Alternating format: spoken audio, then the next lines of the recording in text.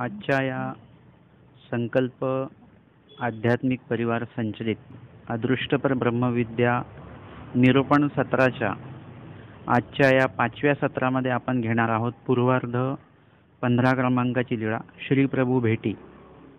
महादाईसा प्रती सर्वज्ञे म्हणितले. महादाईसा या ठिकाणी आहेत आणि काही चर्चा महादाईसा आणि स्वामींमध्ये सुरू आहेत. आणि मग त्या चर्चेच्या अनुरूप आमचे स्वामी महादाईसांना सांगतात, रिद्धपूर प्रांती रिद्धपुराणी नांदी गावा माझारी दिडा गावाची निमाने खेड नाव गौहान. स्वामी म्हणतात रिद्धपूर प्रांती म्हणजे रिद्धपूर विभागात प्रदेशामध्ये पूर्ण रिद्धपुरा आणि नांदी गावा माझारी रिद्धपूर आणि नांदगाव यांच्या मध्यभागी दिडा गावाची निमाने. दीड गाव, एक गाव म्हणजे 12 किलोमीटर हे माप झालं. एक गाव म्हणजे 12 किलोमीटर, दीड गाव म्हणजे 18 किलोमीटर. माने खेड गौहान, खेड नावाचं गाव. तेथ काणव ब्राह्मणाचा ग्रही श्री प्रभू गोसावी गर्भे अवतारू स्वीकरिला. तिथे काणव ब्राह्मण म्हणजे काणव शाखा, कोणी ऋषी असतील जे काणव नावाचे वगैरे त्यांच्या परंपरेतली ही शाखा, त्यांच्या घरी श्री प्रभूंनी गोसावी गर्भी अवतार स्वीकरिला, गर्भी अवतार स्वीकारलेला आहे. माते नावने माईसे. आता तुम्हाला त्या दिवशी माहिती सांगितलेलीच आहे पहिल्या सत्रात की गर्भी दवडण्याचा अवतार आहे श्री प्रभूंचा. पिते या नाव अनंत नायक, मातेचे नाव नेमाईसे आणि पित्याचे नाव अनंत नायक, अनंत नायक नेमाईसा. गोसावी यांच्या मात्या पित्या बहुते लेकुर्वे झाली. श्रीप्रभूंच्या माता पितांना या आधी म्हणजे श्रीप्रभूंच्या आधी बहुत लेकुर्वे झाली, अनेक मुलं त्यांना झाली. तिची ना म्हणजे ते जिवंतच राहायचे नाहीत, ते एक तर मृत त्यांचा जन्म व्हायचा किंवा जन्मल्यानंतर ते मृत पावायचे. अशा प्रकारे त्यांचं एकही मूल जगत नव्हतं. मग निपटण्याचे गोसावी झाले. निपटण्याचे म्हणजे शेवटचे, शेवटी गोसावी झाले, स्वामींचं अवतार झालेला आहे.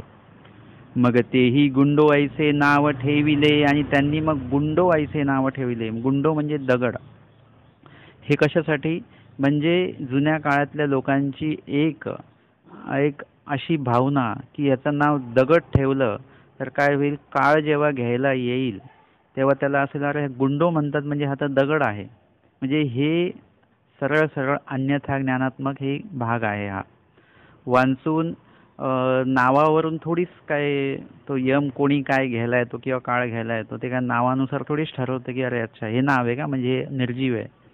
त्यांना तर जे घ्यायला येतात त्यांना माहिती असतं हे इथे जीव आहे वगैरे सगळं काय हे सगळं माहिती असतं.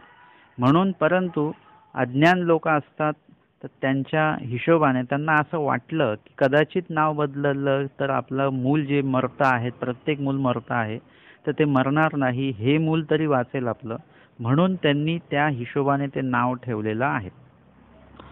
आणि जसं काही लोक जे आहेत ते त्यांची मुलं जगत नाही, मग ते काय करतात त्या मुलाच्या वेळेला असं 4-5-6 घरी काय करतात भीक मागतात म्हणजे भिक्षा मागतात.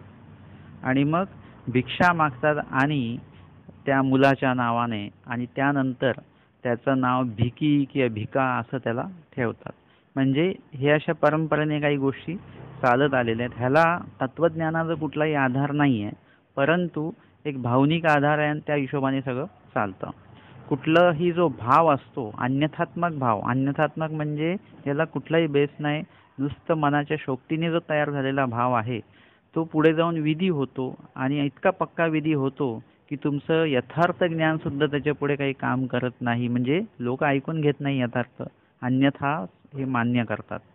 आणि म्हणून इथे आपण बघतोय की त्यांचं नाव गुंडो ऐसे ठेविले म्हणजे दगड असं ठेवलं म्हणजे काळ जरी आला तरी त्याला वाटायला आता हा दगड आहे म्हणून याला नेऊन काय उपयोग नाही असं म्हणून ते त्या हिशोबाने हे नाव ठेवलं.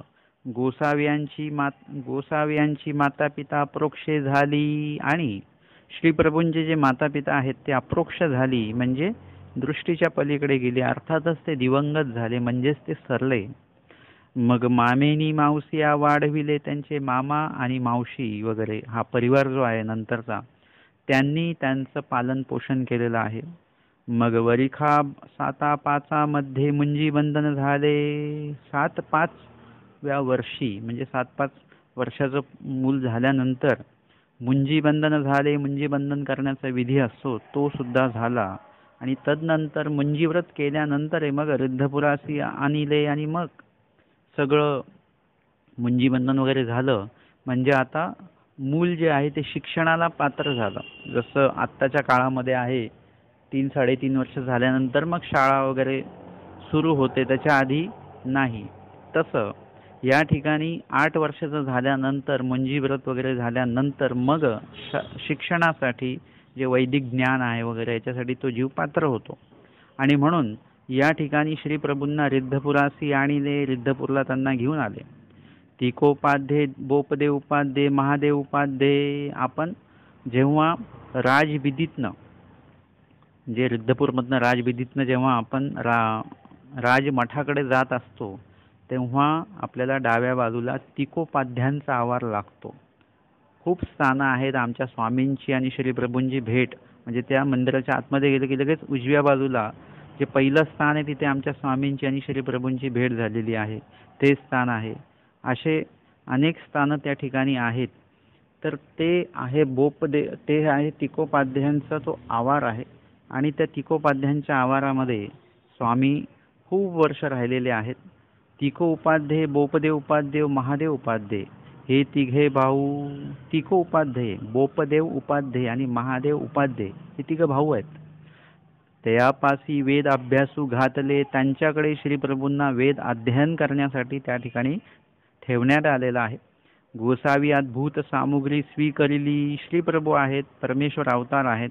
त्यांनी अद्भुत सामग्री स्वीकारली म्हणजे दुसरीकडनं कुठून स्वीकारली नाही आहे. त्या दिवशी आपण श्री चक्रपाणी महाराजांना दत्तात्रय प्रभूंनी आवर त्यांच्याकडनं ते श्री दत्तात्रय प्रभूंकडनं त्यांनी स्वीकारलं. याचा अर्थ आपण काय बघितलेला आहे तो तुम्ही ती रेकॉर्डिंग ऐका पहिल्या सत्राची आणि मग तुमच्या लक्षात येईल. तसाच अर्थ इथे आहे की आचाट अद्भुत सामग्री स्वीकारली म्हणजे काय, वेगळी स्वीकारलेली नाही आहे, तर जी आहे ती कार्यरूप केली, जी आच्छादून ठेवलेली होती. जसं तुम्हाला इंग्रजीमध्ये बोलता येतं पण तुम्ही बोलत नाही, तुम्ही मराठीतच बोलताय. परंतु एक कुठल्या तरी अशी वेळ येते की तिथे तुम्हाला ती सामग्री स्वीकारावी लागते. म्हणजे जी इंग्रजी तुम्हाला बोलता येतं ते तुम्हाला कार्यरूप करावं लागतं आणि तुम्ही इंग्रजी बोलायला लागता. अशा प्रकारे अद्भुत सामग्री स्वीकारली म्हणजे त्या ठिकाणी ते अद्भुत सामग्री कार्यरूप केली. गोसाव्यांसी निमेखे येते आणि कासी देहे नाहीये. आमच्या स्वामींना क्षणामध्ये जे यायचं ते इतरांना देहे नाहीये. देहे म्हणजे दिवसभर पाठ जरी केले तरी येत नव्हतं, आमच्या स्वामींना लगेच यायचं. गोसाव्यांसी देहे येते आणि कासी मासे नाहीये. स्वामींचं जे दिवसभरात पाठ व्हायचं ते अनेकांचं महिना जरी त्यांनी पाठ केलं तरी ते पाठ होत नव्हतं. गोसाव्यांसी मासे येते आणि कासी वरिखे नाहीये. आणि श्री प्रभूंना जे एका महिन्यात जे अध्ययन झालेलं आहे ते अनेकांचं वर्ष झाला तरी त्यांचं तेवढं अध्ययन पूर्ण होईना. ही आहे आचाट सामुग्री. चुकी भुली ते चाटे आई सांगती आणि उपाध्यायी सांगती. जर का कोणी विद्यार्थी काही बोलत असताना श्लोक म्हणत असताना कुठे चुकला तर श्रीप्रभू त्याला सांगायचे इथे तू चुकलास. एवढंच काय तर उपाध्यायी सांगती, शिकवणारे जे शिक्षक आहेत तिको बोपदेव उपाध्ये, महादेव उपाध्ये, तिकोपाध्याय हे जरी चुकले तरी श्रीप्रभू काय करायचे, त्यांना सांगायचे की तुम्ही इथे शिकवताना चुकलेले आहात. म्हणजे परमेश्वराचं कार्यच हे आहे की जीवाने चुकू नये आणि जर का चुकला तर त्याला त्याच ठिकाणी ते ज्ञान द्यावं, त्याला सज्ञान करावं, त्याचं अज्ञान फेडावं. हे परमेश्वराचं कार्य आहे. आणि म्हणून आपण त्या परमेश्वराच्या कार्याला स्वतःला वाहून घेतलं पाहिजे. इतरांना यथार्थ ज्ञान सांगितलं पाहिजे आणि इतरांकडनं सर्वांकडनं यथार्थच ज्ञान ऐकलं पाहिजे. अन्यथा ज्ञान ऐकण्याचं काहीही कारण नाही. आणि मग श्री प्रभू सर्वांना सज्ञान करायचे, कुणालाही अज्ञान ठेवत नव्हते. सर्वांचं अन्यथा ज्ञान फेडत होते, चुकी सर्वांची दुरुस्त करत होते. वरिखा 12-13 मध्ये संन्यासू स्वीकारिला आणि 12 वर्षाचे झाल्यानंतर त्यांनी संन्यास धर्म स्वीकारला लहानपणीच. कमळारण्य गुरु त्यांचे दीक्षा गुरु होते, ते कमळारण्य त्यांचं नाव. गोसावी या नाव विबुधारण्य, आमच्या श्रीप्रभूंचं नाव त्यांनी विबुधारण्य ठेवलं. संन्यासानंतर नाव बदलतं. तुमचं पण तुम्ही जेव्हा संन्यास घ्याल सगळे ऐकणारे लोक, तेव्हा तुमचंही नाव बदलल्या जाईल. आईसे नाव स्वीकरिले, श्रीप्रभूंनी विबुधारण्य नाव हे मान्य केलं. मग केशवा पासिली मडी हुनी द्वारावती बीजे केले, आणि केशवाचा जो मठ आहे तिथून मग एकदा श्रीप्रभू द्वारावतीकडे बीजे करतात. दुंडी राऊळ हे श्रीप्रभूंचे गुरुभाऊ, त्यांचं नाव दुंडी राऊळ, ते त्यांच्यासोबत होते. श्रीप्रभू गोसाव्यांशी गोमतीयेचा तरी असं न झाले. श्रीप्रभू द्वारावतीला पोचलेले आहेत, द्वारकेला पोचलेले आहेत, आणि गोमतीच्या तीरी, गोमती नदी आहे तिच्या तीरी श्रीप्रभूंना आसन झालेलं आहे. पुढा दुंडीरावळ बैसले असती, दुंडीरावळ समोरच बसलेले आहेत. दंडू रोविला, आणि सोबत संन्यासाच्या सोबत दंडा असतो, एक काठी असते, तो रोविला म्हणजे त्या वाळूमध्ये तो रोवलेला आहे. पुढा देवपटू देव मांडिले, आणि पुढे देवपटू म्हणजे देवाचा तो पाठ, आणि त्याच्यावर देव मांडिले, ते जे काही त्यांचं दैवत होतं ते सगळ्या त्या मूर्त्या वगैरे त्यांनी त्या मांडल्या. श्री चांगदेवराव गोसावी बिदी गोदरिया झाडूनी तेथ बीजे केले. श्रीप्रभू जिथे बसलेले आहेत त्या ठिकाणी श्री चांगदेवराव म्हणजे श्री चक्रपाणी महाराज बिदी गोदरिया झाडून, काय पहिल्या दुसऱ्या सत्रामध्ये आपण बघितलं, सुर्प मार्जनी क्रीडा या लेळ्यामध्ये आपण बघितलं की डाव्या हातामध्ये खराटा आणि उजव्या हातामध्ये सूप असं घेऊन पूर्ण बिदी गोदरिया श्री चक्रपाणी महाराज झाडायचे, आणि ते झाडून तेथ बीजे केले. पूर्ण द्वारकेचं जेवढं काही त्यांना झाडायचं आहे तेवढं झाडून ते श्रीप्रभू जिथे होते तिथे श्री चक्रपाणी महाराज आले. श्रीमुकुटी सूप, डोक्यावर सूप ठेवलेलं आहे. श्रीकरी खराटा, आणि श्रीकरामध्ये खराटा आहे. गोमतीमध्ये पुंजे निक्षेपिले, ते जो काही टोपल्यामध्ये जो काही त्यांनी कचरा गोळा केलेला होता तो गोमती नदीमध्ये टाकला. श्रीप्रभूंचा श्रीमुकुटी सूप ठेविले, आणि श्रीप्रभूंच्या श्रीमुकुटामध्ये ते जे रिकामं सूप आहे ते श्रीमुकुटावर ठेवलं. श्रीप्रभूंच्या वरी खराट्याचा घाव दिधला, आणि जो खराटा होता त्याचा घाव दिला म्हणजे खराटा मारला त्या सुपावर. ते तर श्रीप्रभू परावर स्वीकरिले, त्या ठिकाणी श्रीप्रभूंनी परावर स्वीकरिले म्हणजे परावराचा जो का शक्त्या आहेत, पर आणि आवर. पर आणि आवर शक्त्या म्हणजे नेमकं काय ते श्री चक्रपाणी महाराजांच्या लीळेमध्ये आपण बघितलंय. श्री दत्तात्रय प्रभूंची भेट या लीळेमध्ये आपण तो जो विभाग आहे म्हणजे शक्ती स्वीकार म्हणजे नेमकं काय आहे ते आपण त्या ठिकाणी बघितलेलं आहे. कुठल्या लीळेमध्ये बघितलेलं आहे तर हे पहिल्या सत्रामध्ये दुसऱ्या क्रमांकाची लीळा जी आहे, सिंहाद्री व्याघ्र वेखे दरिखन म्हणजे दर्शन, या लीळेमध्ये आपण तो भाग बघितलेला आहे. या ठिकाणी श्रीप्रभूंनी शक्ती जे आहेत पर आणि आवर हे कार्यरूप केले. आवर अच्छा दिले. आवर म्हणजे अलीकडचे. आवर म्हणजे काय ते सुद्धा त्या लीळेमध्ये आपण पहिल्या सत्रामध्ये दुसऱ्या लीळेमध्ये हा विषय आपण बघितलेला आहे. आवर म्हणजे जीव देवता आणि प्रपंचापैकीचं जे आहे, जे मोक्षाला नेणारं नाहीये ते सगळं आवर या पदामध्ये येतं. आणि परमेश्वरासंबंधित जे काय आहे, जे तुम्हाला मोक्षाकडे नेणार आहे, तुमची योग्यता अधिकार कणं वाढवणार आहे, हे सगळं कशामध्ये येतं? हे परामध्ये येतं, पर शक्तीमध्ये ते येतं. तर ते पर प्रगटियेले. आणि चक्रपाणी महाराजांच्या बाबतीत आपण जर का बघितलं तर त्यांनी अवर प्रगट केलेलं होतं. आता याच्याविषयी आपण विश्लेषणात्मक बघूया. पर शक्ती आहे, अवर शक्ती आहे. काही अवतार फक्त पर कार्य करतात म्हणजे पर शक्तीचं कार्य जे आहे ते करतात, काही अवर शक्तीचं कार्य स्वीकारतात, काही परशक्तीचं कार्य स्वीकारतात. आणि जे अवतार असे अवतार आहे जे पर आणि अवर दोन्हीही अवतार दोन्हीही कार्य जे आहेत, दोन्ही शक्त्यांचे कार्य जे कार्यरूप ठेवतात त्यांना उभयदृश्य अवतार म्हणतात. जे पर कार्य करतात त्यांना परदृश्य अवतार म्हणतात. जे अवराचंच कार्य करतात त्यांना अवरदृश्य अवतार म्हणतात. आणि पर आवर दोन्ही शक्त्यांचा उपयोग जे घेतात म्हणजे ते कार्यरूप ठेवतात त्यांना उभयदृश्य अवतार असं म्हणतात. तर पहिले श्रीकृष्ण महाराज, त्याच्यानं श्री दत्तात्रय प्रभू आणि आमचे स्वामी हे तीनही अवतार उभयदृश्य आहेत. पहिले दोन अवतार आणि शेवटचे अवतार आमचे स्वामीजी हे तीनही अवतार हे उभयदृश्य अवतार आहेत. पर आवर दोन्ही कार्य ते करत आहेत. परही दान देतात, आवरही दान देतात. कृष्ण महाराज, दत्तात्रय प्रभू आणि चक्रधर स्वामी. आता राहिले कोण? श्री चक्रपाणी महाराज आणि श्री गोविंद प्रभू. तर चक्रपाणी महाराज हे आवर ह्यांनी स्वीकारलेला आहे, आवरदान देतात म्हणून ते अवदृश्य अवतार आहेत. आणि श्री गोविंद प्रभू हे परकार्य करतात, परदान देतात म्हणून त्यांना परदृश्य अवतार असं म्हणायचं. तर अशा प्रकारे आपण परदृश्य अवतार, उभयदृश्य अवरदृश्य अवतार आणि उभयदृश्य अवतार असे 3 प्रकार बघितले. या ठिकाणी श्री प्रभूंनी काय केलेलं आहे, परप्रगटीये केले, परप्रगट केलेलं आहे म्हणजे परदान देण्याचं निश्चित केलेलं आहे. म्हणून ते म्हणतात ना की 60 जीवांची मूळ अविद्या प्रतिदिनी तू ते फेडत होते, म्हणजे टाळ्या वाहून वगैरे जीवाची अविद्या फेडून त्यांना परदातृत्व करत होते, म्हणजे स्वरूपाला त्यांना पावन करत होते. दुंडी राऊळ खराटेनी हानितले, दुंडी राऊळांना सुद्धा खराटेनी हानितले, तया मंत्रजात विदित सिद्धीच प्रगटली. परंतु त्यांना काही परावर प्रगटलं नाही बरं का दुंडी राऊळांना, कारण ते जीव आहेत आणि त्यांना जे द्यायचं तेच त्यांनी श्रीप्रभूंनी दिलेलं आहे. मंत्रजात म्हणजे मंत्रांच्या जाती, अनेक जे मंत्र असतील वगैरे जे त्यांना विविध कार्यासाठी उपयोगी पडत असतील, विविध व्रत वैकल्यासाठी त्यांना उपयोगी पडत असतील, अशा प्रकारचे मंत्र जात म्हणजे एक प्रकारे ज्ञानच. विदित सिद्धी प्रगटिले, विदित म्हणजे माहिती झाली, सिद्धी प्रगटल्या. दंडू त्यांचा मोडला, गोमती आणतो घातला, त्यांचा दंड तो मोडून तो म्हणजे याचं काही काम नाही तुम्हाला. देव देवपटू सुपी भरूनी गोमती आणतो निक्षेपिले, जे काही त्यांचं पूजापाठ मांडलेलं होतं ते सगळं गोळा करून गोमती नदीमध्ये श्रीचक्रपाणी महाराजांनी ते टाकलं. सुपे हानितल्या त्या विद्या होती, खराटेनी हानितल्या त्या मार्ग प्रगटती. सुपेनी मार्ग, खराटेनी विद्या प्रगटती असं वचन आलेलं आहे. ज्यांची वचन पाठांतर आहेत त्यांना लगेच पटापट सगळ्या गोष्टी कळेल. वचनांचा अर्थ ज्यांना पाठ आहे त्यांना अजून लवकर कळेल.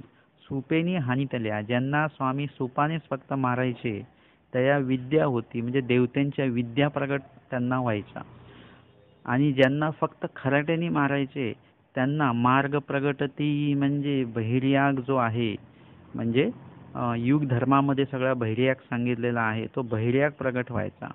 आणि सुपाने जर का मारलं तर ह्या ठिकाणी विद्या होती म्हणजे विद्या मार्गामध्ये ज्या देवतांच्या विद्या वगैरे सगळं काही सांगितलेलं आहे ते विद्या प्रगट व्हायच्या. मग श्री प्रभू मागुते रुद्धपुरासी बीजे केले, आणि श्री प्रभू परत मग रुद्धपूरकडे बीजे करतात. आता द्वारावतीवरून हे पर अवर शक्ती कार्यरूप करून आता रुद्धपूरकडे परत स्वामींनी प्रयाण केलेलं आहे. नगरा अंतु पुडी करीती, नगरामध्ये म्हणजे गावामध्ये श्री प्रभू काय करायचे, पुडी करीती. पुडी म्हणजे भिक्षा. भिक्षा म्हणजे कशी, हातावरच, झोळी नाही, पात्र नाही, काय नाही. श्रीकर ज्याला आपण म्हटलेलं पाणी पात्र, पाणी म्हणजे कर, हात, आणि हेच पात्र म्हणजे हात दोन्ही पुढे करायचे आणि त्याच्यावरच भिक्षा करायची, त्याला म्हणतात पुडी. बारवे अथवा देवाळा आरोगण करीती, हे तळ्यांची नावं आहेत. त्या ठिकाणी, त्या तलावाच्या ठिकाणी, देवाळा तलाव असेल, बारवे तलाव असेल, त्या ठिकाणी स्वामींना श्रीप्रभूंना भोजन व्हायचं. परी झोळी धुवाव्याची प्रवृत्ती नाही, परंतु झोळीमध्ये जे घेतलेलं असेल अन्न समजा, तर ते काय करायचे, ते धुण्याची प्रवृत्ती नाही, ती झोळी तशीच राहायची. अन्न त्याच्यात घ्यायचं, समजा कधी पाणी पात्र, कधी झोळी, तर झोळीमध्ये अन्न घ्यायचं, ते अन्न खायचं आणि झोळी तशीच ठेवायची, त्याला धुवायची नाही.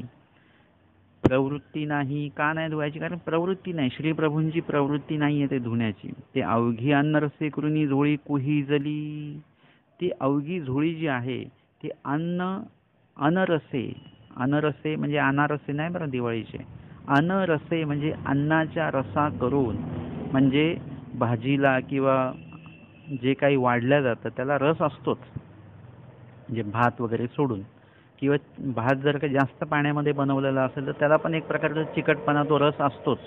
तर ते अन्नरसे करून म्हणजे त्या अन्नरसांमुळे ती काय झाली, ती झोळी कुहीजली म्हणजे कुजली, ती झोळी खराब झाली, ते फाटली आणि ती त्या विशिष्ट ठिकाणी ती फाटली.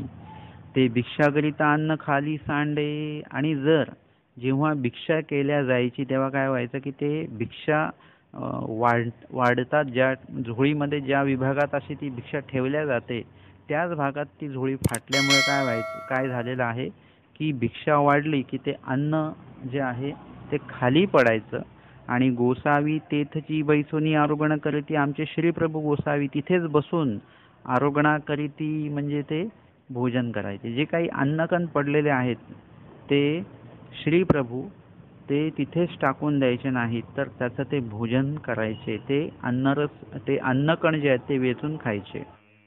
म्हणजे श्रीप्रभू जी भिक्षा मागून आणलेली आहे ते भिक्षांना जेव्हा खाली पडतं त्यावेळेला ते श्रीप्रभू त्याच ठिकाणी बसून ते अन्नकण वेचतात आणि ते ग्रहण करतात. ते फेकून देत नाही किंवा तिथेच सोडून जात नाहीत. कारण की ज्यांच्याकडनं भिक्षा स्वामींनी घेतलेली आहे ते सर्व कणवेचे जीव आहेत. कुणाकडेही भिक्षेला जीव परमेश्वर जात नाहीत.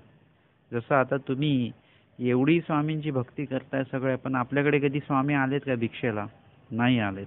कारण की तेवढं ते भाग्य लागते. स्वामींच्या श्रीमुखी आपलं अन्नकण जाणे, आपले भोजन जाणे, आपली क्रिया घडणे प्रत्यक्ष अप्रत्यक्ष रूपाने घडते. परमेश्वराच्या साधकांच्या ठिकाणी आपल्याला क्रिया घडते आहे, परंतु प्रत्यक्ष स्वामींच्या ठिकाणी क्रिया घडणं, स्वामींचे साधक आपल्याला बघायला मिळतात, परंतु प्रत्यक्ष स्वामीच आपल्याला आपल्या दृष्टीला दिसणं हे खूप दुरापास्त आहे. आणि म्हणून श्री प्रभू किंवा परमेश्वर अवतार जेव्हा कुणाकडे भिक्षा मागतात तेव्हा त्या जीवाची ती कणव असली पाहिजेच आणि असते, तेव्हाच तिकडे जाऊन ते भिक्षा घेतात. आता दत्तात्रय प्रभू कोल्हापुरी भिक्षा घेतात, कोल्हापुरी नित्यदिनी भिक्षेला जातात, पण ते काय सगळ्यांच्याच घरी भिक्षा मागतात असं नाही. जे कणवेचे जीव आहेत, ज्यांची कणव निष्पन्न झालेली आहे ज्यांना, त्यांच्याकडेच ती भिक्षा घेतल्या जाते. आणि म्हणून परमेश्वर हे अन्नकण वाया जाऊ देत नाहीत, कारण की कणव असलेल्या जीवाकडनं ते घेतलेलं आहे आणि म्हणून ते खाल्ले गेलं पाहिजे. आणि ते ग्रहण केल्यानंतर त्याची अजून कणव वाढणार आहे. त्याची कणव वाढवण्यासाठी म्हणून परमेश्वर दर्शने, स्पर्शने, संभाषणे, अवलोकने अशा प्रकारे त्या जीवाची कणव वाढवतात. तर आपल्याला स्वामींच्या संबंधितच एकांकातली लीळा माहिती आहे की आमचे स्वामी भिक्षा घेऊन बीजे करत असताना एक अधिकारी आला आणि त्या अधिकाऱ्याच्या सैनिकांनी आमच्या स्वामींना ढकललं. त्याच्यामुळे अन्नकण, भिक्षान्न जे कण होते ते खाली पडले. आमचे स्वामी तिथेच बसून ते कण वेचायला लागले. एक हात पोटाला आणि एक श्रीकर पोटाला आणि एका श्रीकराने ते वेचायला लागले. तर तो अधिकाऱ्याची पालखी जशी इकडून जात असताना अधिकाऱ्याने वाकून बघितलं तेव्हा तो खाली उतरला आणि म्हटला, विनंती केली की माझ्या घरी तुम्ही अन्न घ्या, म्हणजे भोजनासाठी चला. हे मातीमध्ये पडलेलं जे अन्न आहे ते असंच राहू द्या, ते जाऊ द्या, ते खराब झालं आता. पण आमच्या स्वामींनी त्याच्याकडे बघितलं सुद्धा नाही, त्याचं ऐकलं सुद्धा नाही, त्याच्याशी बोलले सुद्धा नाहीत. ते अन्नकण वेचत होते. मी अनेक वेळा या लीळेमधनं असं सांगितलेलं आहे की आमचे स्वामी अन्नकण वेचत नव्हते, तर त्या अन्नकणाच्या माध्यमातून प्रत्येक त्या जीवाची कणव वेचत होते आणि त्या अधिकारी जीवांकडनं घेतलेली भिक्षा ती ग्रहण करून त्यांचा अधिकार अजून परमेश्वराला वाढवायचा आहे. आणि म्हणून आमचे स्वामी आम्हाला सुद्धा सांगतात नाथोबासांच्या रूपाने की ऐसे अणुअणु सांडावे, ते काही तुमचे दाई, म्हणजे असं भिक्षान्न कण वगैरे जे आहे ते सांडू नयेत, ते सगळं कण खाऊ. आणि म्हणून महानुभाव पंथीय अनेक लोक हे ताट धुवून पितात, अजिबात खरकट टाकत नाहीत. म्हणून तुम्हा सर्व ग्रस्त लोकांना सवय असते, मी अनेक वेळा असं बघितलं की जेवताना खूपसं अन्न ताटामध्ये तसंच राहतं. स्वच्छ करून म्हणजे स्वच्छ पुसून ते ताट संपवल्या जात नाही. खूपसं खरकट तसंच राहतं, अन्नाचे कण, भाताचे कण वगैरे. तर तसं नाही. आजपासून थोडंसं एक घास कमी जेवा, पण ताटामध्ये काही शिल्लक ठेवायचं नाही. सगळं स्वच्छ करून खायचं. आणि ताटामध्ये जे काही वाढलेलं आहे, खास करून जे काही अन्न आहे ते सगळं संपवायचं. कुठे खाली शीत पडलं नाही पाहिजे.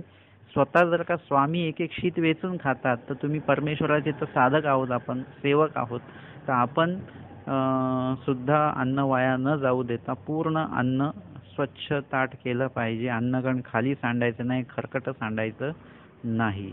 आणि जमल्यास ते ताट स्वच्छ धुवून प्यायचं, म्हणजे बिलकुलच ताट एकदम स्वच्छच झालं ते. अशा प्रकारे महानुभाव पंथामध्ये हा विधी सगळे बहुतांश लोक हा विधी करत असतात. तर आपण सुद्धा हा विधी करणं खूप गरजेचं आहे. आणि आमचे स्वामी ते सर्व आरोहण करायचे श्री प्रभू. लोक म्हणायचे, जे बघणारी लोक आहेत, आता ते काय असतं, समाजामध्ये लोक बघतात आणि काहीतरी कमेंट करतात, चांगली, वाईट किंवा उदासीन, अशा अनुकूल, प्रतिकूल आणि उदास तिन्ही कमेंट देणारे लोक आहेत. तर त्या ठिकाणी गावातले जे लोक श्रीप्रभूंना अशा अवस्थेमध्ये बघायचे की झोळी कुजलेली आहे, त्याच्यानंतर असं काही अन्न खाली पडलं तेच उचलून खायचं, मातीतलं अन्न, हे सगळं काही परिस्थिती बघून पुरुषाच्या ठाई तुरी अवस्था असे ते म्हणायचे, पुरुषाच्या ठाई तुरी अवस्था असे. म्हणजे या ठिकाणी श्रीप्रभूंची तुरीय म्हणजे चौथी अवस्था, जसं अवस्था आहेत जागृती, सुषुप्ती, स्वप्न आणि उन्मनी. उन्मनी म्हणजे मनाच्या पलीकडची अवस्था आहे. ही चौथी अवस्था म्हणजे मनाच्या पलीकडची, म्हणजे आपण असं काही करताना आधी आपल्या मनाला काय वाटतं हे आपण विचार करतो. सगळ्या गोष्टी आपल्या मनाच्या थ्रू जात असतात. कधी कधी आपण वाचेने बोलत नाही, परंतु मनातल्या मनात आपण म्हणतो की आमका आमका खायचं आहे, परंतु मनातच आपल्या परत प्रश्न निर्माण होतो, परंतु नको. आपण एक खात असताना कोणी बघितलं तर कोण लोक काय म्हणतील, किंवा आपल्याला हे जमेल का ते जमेल का, हे सगळ्या गोष्टी मनामध्ये आपल्या क्रिएट होत असतात. पण मनाच्या पलीकडेच गेलं म्हणजे कशाचीच काही कोण काय म्हणेल, आपण कुठलंही कार्य करत असताना त्याचं पाप लागेल का पुण्य लागेल हा विचार आपण खूप नंतर करतो, काही लोक करत सुद्धा नाहीत. आपण पहिला विचार हा करतो की लोक काय म्हणतील. अहो साधा कोणाला चष्मा लागला तर ते चष्मा लावताना डॉक्टर म्हणतात 24 तास म्हणजे कायमस्वरूपी चष्मा असू द्या, परंतु लोक चष्मा लावत नाही, ते म्हणतात नाही लोक काय म्हणतील, लोक काय म्हणतील. काहीही खरेदी करताना लोक काय म्हणतील म्हणजे लोकांचा विचार आपण आधी करतो. परंतु तुरीय अवस्था म्हणजे चौथी अवस्था, उन्मनी अवस्था अशी आहे की कोणाचाच विचार नाही, कोण काय म्हणतील, कोण काय बघेल, कोण काय आपल्याविषयी मनामध्ये भावना करून घेतील, ह्या सगळ्या गोष्टींपासून पलीकडे गेलेला माणूस तो म्हणे उन्मनी अवस्था. जसं काही लोक म्हणतात आम्ही उपदेश घेत नाही कारण की आमच्या समाजात असं आहे तसं आहे, मग आमचे लोक हे करतील ते करतील, म्हणजे समाजाचा विचार केला गेला. काही लोक पूर्ण आयुष्य उपदेशामध्ये गेलेलं आहे, त्याच्यानंतर काही अभ्यासही झाला, ज्ञानही झालं, पण संन्यासही घ्यायचा हे सुद्धा कळतं, पण संन्यास घेत नाही, लोक काय म्हणतील, लोक काय म्हणतील. काही मुलं आपल्या आई वडिलांना संन्यास घेऊ देत नाही, ते म्हणतात समाज काय म्हणेल, की आई वडिलांना सांभाळू शकत नाही म्हणून संन्यास दिला. म्हणजे समाजाला आपण एवढं गृहीत धरतो की समाज काय म्हणेल, म्हणजे समाज काय म्हणेल का नाही म्हणेल, परंतु आपण समाजाचं म्हणणं आपणच म्हणत राहतो. तर तसं असता कामा नाही. तुम्हाला जे योग्य वेळी जे योग्य कार्य करायचे ते करून मोकळे व्हा. समाज काय म्हणेल आणि लोक काय म्हणतील या विचारामध्ये आपलं अमूल्य वेळ, अमूल्य विचार, अमूल्य आचरण, अमूल्य त्याग जो आहे, समर्पण जे आहे ते वाया घालवू नका. अशा प्रकारे ह्या लीळेतनं आपल्याला हे लक्षात आलेलं आहे. आणि श्रीप्रभूंनी जी अवस्था स्वीकारलेली आहे की मनाच्या पलीकडे जाऊन, म्हणजे समाजाला ते दाखवलेलं आहे की तुम्हाला जर का काहीतरी वेगळं करायचं असेल, हटके करायचं असेल, तर तुम्हाला काय करावं लागतं, समाजाच्या पलीकडे जाऊन विचार करावा लागतो. कधी कधी तुम्ही तुमच्या मनाच्याही पलीकडे जाऊन तुम्हाला विचार करावा लागतो.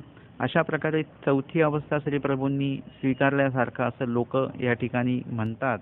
एक निद्रास्थान नाही म्हणून अनियत वासू म्हणजे, आणि एक निद्रास्थान नाही, आज इकडे झोपायचं, उद्या त्या मठामध्ये झोपायचं, परवा त्या मठामध्ये झोपायचं, अशा प्रकारे एक निश्चित स्थान सुद्धा नाही. आणि म्हणून त्यांना अनियत वासू म्हणजे अनियत वास आहे यांचा, एक निश्चित वास नाही, असं श्रीप्रभूंबद्दल त्या ठिकाणी बोलल्या जायचं. तर आजच्या या संकल्प आध्यात्मिक परिवार संचलित अदृष्टबर ब्रह्मविद्या निरूपण सत्राच्या 5व्या सत्रामध्ये आपण घेतलेली आहे पूर्वार्ध 15 क्रमांकाची लीळा श्रीप्रभू भेटी. तर या लीळेतनं तुम्हाला ज्या काही गोष्टी कळालेल्या आहेत त्या तुम्ही तुमच्या वहीमध्ये नोंदवून घ्या, कठीण शब्द लिहून घ्या, त्याचे अर्थ लिहून घ्या, लीळा क्रमांक टाका, सत्र क्रमांक टाका. आणि तुम्हाला या संदर्भातले काही प्रश्न असतील तर तुम्ही मला पर्सनली मला रेकॉर्ड करून तुमचा प्रश्न, लिहायला जमत नसेल तर रेकॉर्ड करून तो प्रश्न तुम्ही मला पाठवा. आणि तुमच्या ज्या काही शंका असतील त्या शंका तुम्ही निश्चितपणे विचारा, मांडा, आणि त्यात आपण डिस्कस करून तुमच्या शंका तुमच्यापर्यंत त्याचं उत्तर आपण निश्चितच पोहोचवूया. तर आजच्या या सत्रामध्ये म्हणजे 5व्या सत्रामध्ये आपण या ठिकाणी थांबूया. दंडवत हो.